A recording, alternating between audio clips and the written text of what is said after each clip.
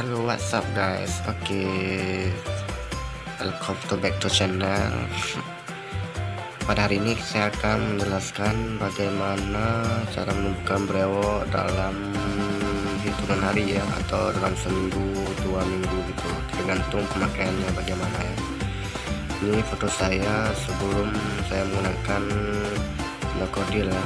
Ini ada foto saya, dan selanjutnya cara pemakaiannya akan saya jelaskan dan di video saya ini. Nah, ini saya gunakan minokodilnya. Saya menggunakan kisaran 1 atau setengah bulan lah, tidak lama saya pakai. Jadi ini hasilnya. Dan ini adalah pipet untuk menggunakan saat kita menggunakan air minokodilnya. Dan selanjutnya kita oleskan bagian yang kita perlukan ya. Jadi kita akan sesuaikan bagaimana keinginannya, dia akan tumbuh ya seperti kita menggunakannya.